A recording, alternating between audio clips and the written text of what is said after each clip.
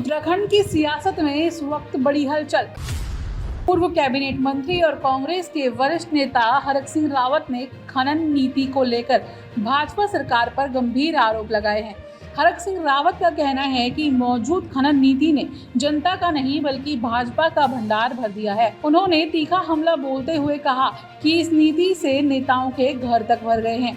यही नहीं, हरक सिंह रावत ने केंद्र सरकार की एजेंसी ईडी पर भी आरोप लगाते हुए कहा कि अगर ईडी ईमानदारी से जांच कर ले तो पूरी भाजपा जेल में होगी। इन आरोपों के बाद राजनीतिक गलियारों में नई बहस छिड़ चुकी है।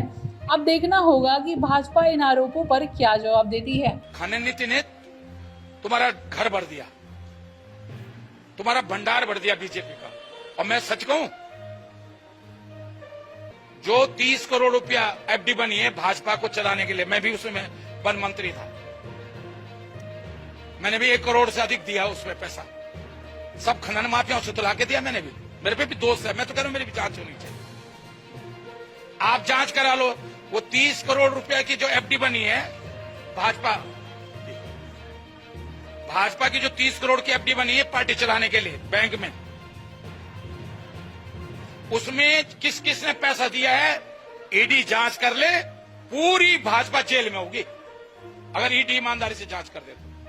सारे खनन माफियाओं से 10 मैं वन मंत्री था तो मैंने रामनगर में जाके, हल्द्वानी में जाके सब जितने खनन के ठेकेदार थे सबसे कहा 10-10 लाख के चेक लाओ।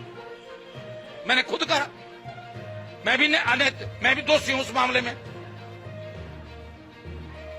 तो धामी कह रहा है ना कि खनन पे हमने डंका पीट दिया तभी तो तबाही हो रही है। मैं खनन के खिलाफ नहीं हूं, खनन होना चाहिए। जब मलबा आता है तो नदी को एक टेक्निकल तरीके से उसकी रेत बजरी हटनी चाहिए जिससे कि बीच में गहराई हो और अड़ोस पड़ोस में जो है आसपास जो है बस्तियों को नुकसान हो। खनन होना चाहिए लेकिन तकनीकी तरीके से खनन होना चाहिए, तकनीकी तरीके से खनन होना चाहिए। ये तो आप चले जाओ उधम सिंह नगर में कैसे पट्टे दे दे, कैसे लूट मचा रखी इन्होंने खनन के नाम पर। आप मुझे बताओ, जिस तरह निशंक के समय में ऋषिकेश की जो घोटाला, भूमि घोटाला हुआ था, हरिद्वार प्राधिकरण से रिपोर्ट एक ही दिन आई, मुख्यमंत्री की तरफ से पत्र गया, उसी दिन प्राधिकरण में गया, उसी दिन रिपोर्ट आई और उसी दिन जो है जमीन आवंटन कर दी गई ऋषिकेश में।